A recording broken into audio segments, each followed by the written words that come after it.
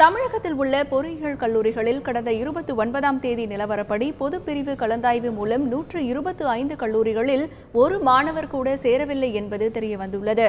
மேலும் 448 கல்லூரிகளில் 25க்கும் குறைவான இடங்களே நிரம்பியுள்ளன என்ற அதிர்ச்சி தகவலும் வெளியாக இருக்கிறது.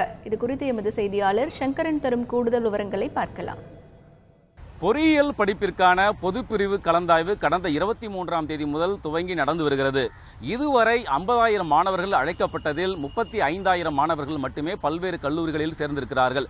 15,000 மாணவர்கள் கலந்தாய்வுக்கு வரவில்லை. இந்த நிலையில் கடந்த 29ஆம் தேதி நிலவரப்படி எத்தனை மாணவர்கள் கல்லூரி வாரியாக பல்வேறு பாடப்பிரிவுகளில் சேர்ந்தார்கள் என்ற ஒரு புள்ளி விவரம் நமக்கு கிடைத்திருக்கிறது.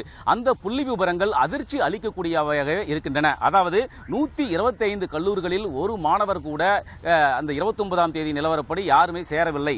இரண்டாவதாக 2 மாணவர்கள் 38 கல்லூரிகளில் மட்டுமே சேர்ந்திருக்கிறார்கள். 14 கல்லூரிகளில் 3 மாணவர்கள் வீதம் என்ற அளவில் தான் சேர்ந்திருக்கிறார்கள். இப்படியாக 10க்கும் குறைவான மாணவர்கள் 315 கல்லூரிகளில் சேர்ந்திருக்கிறார்கள். 448 கல்லூரிகளில் 25க்கும் குறைவான மாணவர்கள் சேர்ந்திருக்கிறார்கள். இப்படியாக பல்வேறு புள்ளி விவரங்கள் அதிர்ச்சி அளிக்கக்கூடியவையாக இருக்கின்றன.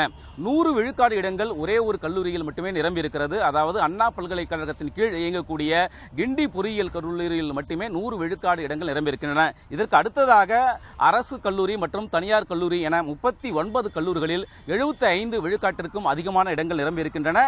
50க்கும் மேற்பட்ட விழுக்காடு இடங்கள் 54 கல்லூரிகளிலும் 25 விழுக்காட்டிற்கும் அதிகமான இடங்கள் 70 கல்லூரிகளில் நிரம்பியிருக்கின்றன. இதே போன்ற நிலை வரக்கூடிய நாட்களிலும் தொடரும் பட்சத்தில் கடந்த ஆண்டை விட இந்த ஆண்டு பொறியியல் காலியிடங்கள் அதிகரிக்கும் என அஞ்சப்படுகிறது.